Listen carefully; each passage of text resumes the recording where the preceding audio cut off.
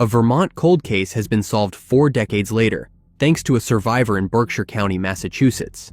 In the early 1980s, hitchhiking was not uncommon, and small-town streets carried a sense of safety that most people instinctively trusted. But for a young lady in Berkshire County, that trust would be shattered forever.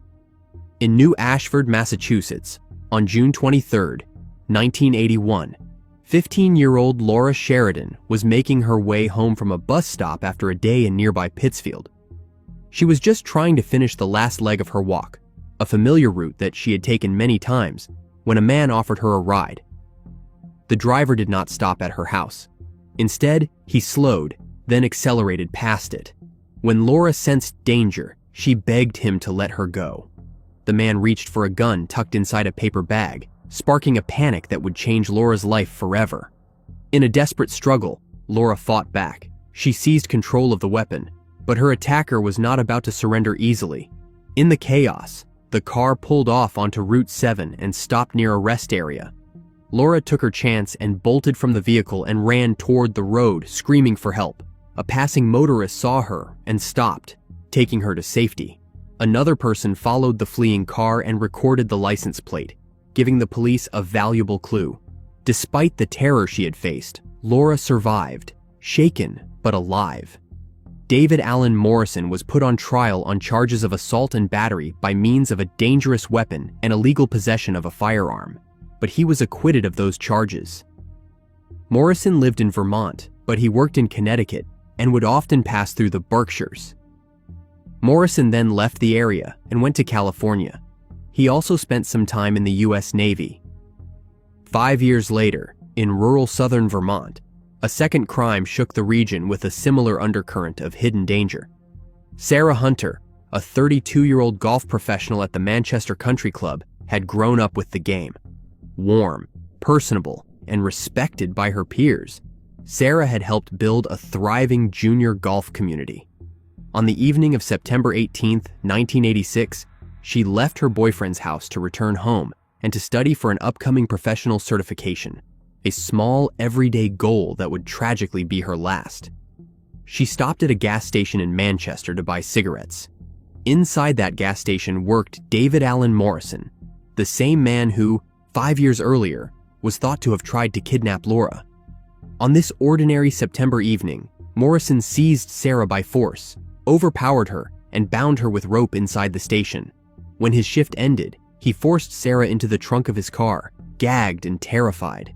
He drove her south to a secluded spot near Danby, Vermont. There, with chilling brutality, he stabbed her through the ear with a pair of scissors.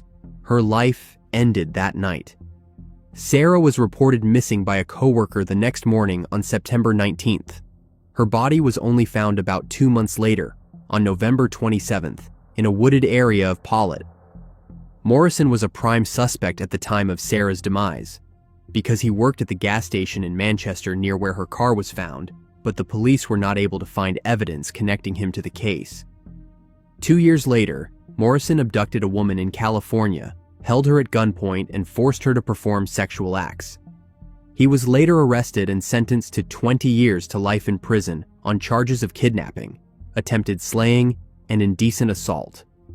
In 2012, Bennington County State's Attorney Erica Marthage charged Morrison with Sarah's case, after DNA testing appeared to link strands of hair from his car to Sarah. But Erica dropped the charges several years later due to errors in how the evidence was handled. In May 2024, after 12 years, developments in the Laura Sheridan case reignited the search for answers. A grand jury indictment charged Morrison with her kidnapping, prompting interstate cooperation between Vermont and Massachusetts law enforcement. In the summer of 2024, former Vermont investigator Thomas Truex, who had worked the Sarah Hunter case decades earlier, traveled to California to interview Morrison, a conversation that finally cracked the silence. Morrison confessed. Laura herself testified to the grand jury, confronting the echoes of that frightening day in 1981 with remarkable courage.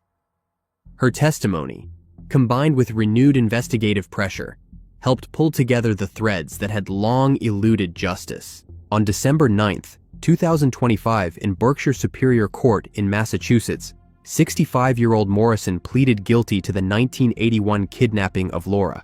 He received 2 to 4 years in prison, to be served concurrently with his existing sentence. Later that same day in Bennington, Vermont, Morrison appeared in court again. Charged with the 1986 case of Sarah Hunter, he changed his plea to guilty, finally acknowledging the brutal act that had remained unanswered for nearly 4 decades. He was sentenced to life in prison without the possibility of parole. Laura Sheridan, once a terrified teenager, emerged as a central figure in the pursuit of justice.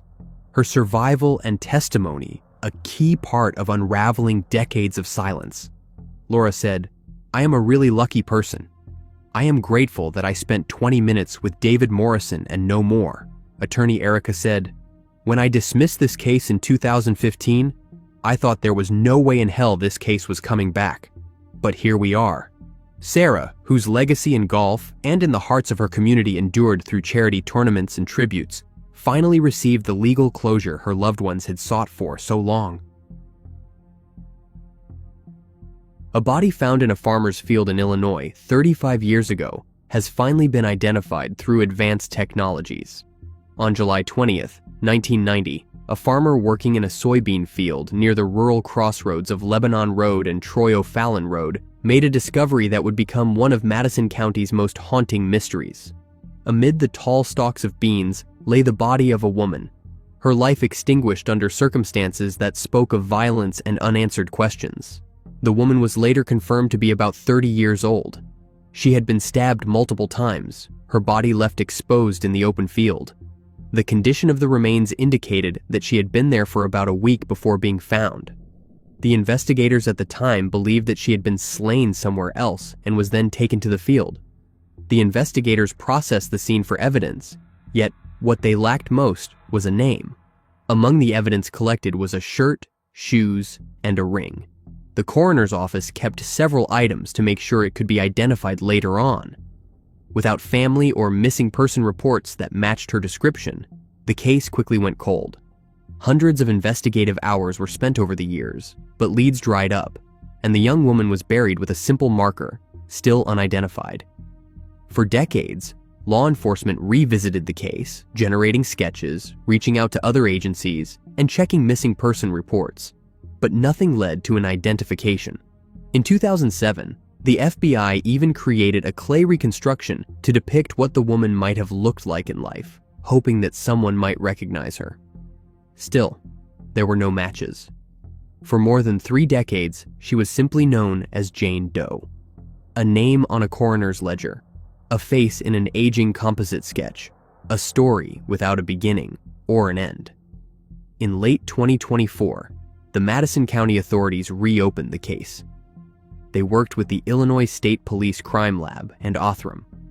This technology made it possible to use the woman's preserved DNA to trace distant relatives and build a family tree. Months of painstaking genealogical work led to a breakthrough. The Jane Doe of 1990 was finally identified as Wynona Nadine Wendy Michel. The announcement came on July 1st, 2025, almost exactly 35 years after her body was found. She was born on August 23, 1959, in Los Angeles, California. She grew up moving across the country. As a child, her family relocated to Tennessee.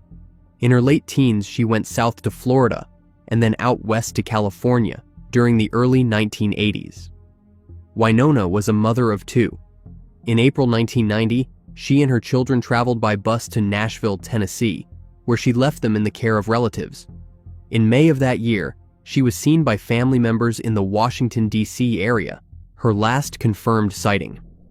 At that meeting, she was reportedly with a man described only as a truck driver before vanishing from all contact.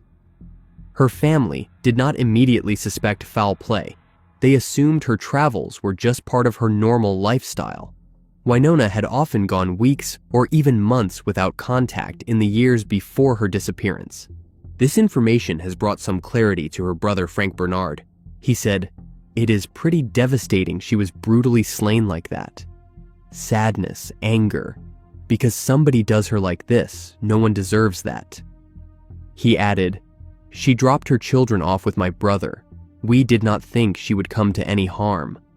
My sister traveled a lot, and sometimes you did not know where she was at for months at a time. You did not know.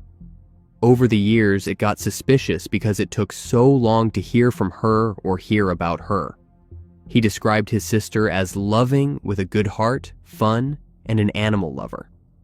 The last time he saw her was the year she lost her life. For Wynona's family, the identification brought a bittersweet closure. Finally, knowing what happened to her, but the deepest questions remain unanswered. Who was with her in Washington before she disappeared? Where was she between May and July 1990? And most crucially, who took her life and why? The Madison County Sheriff's Office continues to appeal for tips and information that could lead to an arrest and prosecution in Wynona's case. If you have information about this case, contact the Madison County Sheriff's Office or Crime Stoppers to help bring justice to Wynona's story. A woman found out she was not who she thought she was when the police showed up to her door, revealing the truth about her life. In late November 2025, 46-year-old Michelle Marie Newton got the shock of her life when the police officers showed up at her door to relay some surprising news. The officers said, "You are not who you think you are. You are a missing person. You are Michelle Marie Newton." Michelle was just 3 years old in 1983, living with her parents, Deborah Lee Newton and Joseph Joe Newton, in Louisville, Kentucky. The family was preparing to move to Georgia, or so Joe was told. On the morning of April 2, 1983, Deborah left early with little Michelle, claiming she was going ahead to prepare the new home and start a job. But when Joe arrived later, both mother and daughter were gone, and they never checked in again. From that moment, Michelle was missing. Law enforcement issued missing child alerts and warrants for Deborah's arrest for custodial interference, and she was on the run for decades. At one point, she was even listed on the FBI's top 8 most wanted parental kidnapping fugitives list. The case dragged on with no confirmed sightings and no clues about where Deborah and Michelle might have gone. By 2000, the investigators had to dismiss the case because they could not get accurate contact information for Joe and could not follow up on leads. With Michelle unlocated and records stale, she was removed from national missing child databases in 2005. In 2016, after relatives urged the police to look into the cold case again, the authorities reopened it, but still with no solid trace of mother or child. In 2024, the National Center for Missing and Exploited Children released an age progression picture of what Michelle would look like at age 45 in hopes of locating her. Everything changed in 2025 thanks to a tip to Crime Stoppers. Someone in The Villages, Florida, recognized a woman from public notices and alerted the authorities. An U.S. Marshals Task Force detective compared a current photo to old images of Deborah Newton, and the likeness was confirmed. DNA testing, including a sample from Deborah's sister, showed a 99.9% match linking the woman to Deborah's family. When the deputies went to her home in Florida on November 24, 2025, they were responding to what looked like a normal day, but what followed was extraordinary. Deborah was living under an alias, Sharon Neely, and told the neighbors the police visit must be a prank, until body cam footage shows officers telling her she was wanted on an old warrant. She was arrested on custodial interference charges and later extradited to Kentucky. The most surreal moment came when the police knocked on the door of the woman living in Florida and told her that she was not who she thought she was. Michelle had no idea she had ever been missing, or that her life before had even existed. She had grown up under a different name, lived an entire adult life unaware of her past, and had children of her own. The revelation utterly changed everything. Realizing the truth, she contacted law enforcement, and plans were made for the reunion she and her father had dreamed about for decades. In December 2025, Michelle was reunited with her father, who last saw his daughter as a toddler. When they finally embraced after more than 40 years apart, the moment was described as nearly indescribable, like seeing her for the first time since she was born. Michelle has spoken about wanting to support both of her parents and help with healing as the legal process unfolds. 66-year-old Deborah Newton was arraigned in Louisville, Kentucky on a felony custodial interference charge related to taking her daughter in 1983. Under Kentucky law, there is no statute of limitations for this crime, meaning she can still be prosecuted despite the 4-decade gap. Deborah has been released on bond, and she pleaded not guilty as the case progresses. A woman whose remains were found 39 years ago near Roseville, California, has finally been identified. On February 19, 1986, the investigators found portions of a human skull along Dry Creek near Booth Road in unincorporated Roseville. The investigators were not able to identify the remains with the technology available at the time. The skull fragments remained unidentified for years until the Placer County Cold Case team submitted those remains to the California Department of Justice to be re-examined. The Placer County Cold Case team has since been taking advantage of advancements in DNA technology to re-examine old cases. After almost 4 decades went by, in December 2025, the Placer County Sheriff's Office announced that DNA analysis found the remains belonged to Marjorie Linehan. Marjorie was 49 years old when she disappeared on October 1, 1982, in Sacramento County, California. Placer County Sheriff spokesperson Elise Sauvier said, "This was one of those cases where we had a fracture of a human skull. That was sent off for DNA testing. That was successful in getting us a match with a family member, and that is ultimately how we were able to identify this individual.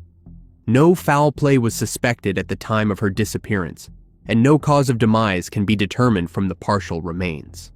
The sheriff's office hopes identifying Marjorie can help bring closure for her family. The sheriff's office said, "Our thoughts are with the family, and we hope this long-awaited identification offers them peace." Her family described Marjorie as an avid skier, a talented artist, and a mother. Marjorie's case is part of a renewed effort in Placer County to resolve cold cases previously thought unsolvable.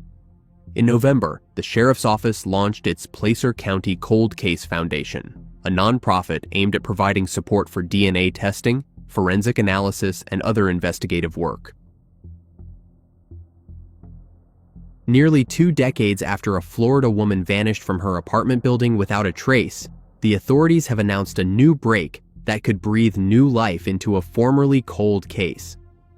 Jennifer Joyce Kesse was born on May 20th, 1981. She lived in the Orlando, Oakaway area in Florida. She graduated in finance from the University of Central Florida in 2003. She had purchased her first condo in Orlando and was a finance manager at a timeshare company. On January 23, 2006, Jennifer had just returned home after a weekend vacation with her boyfriend, Rob Allen, in St. Croix. On that evening, she spoke by phone with her family and her boyfriend from her condo. The last known call to her boyfriend was around 10 p.m.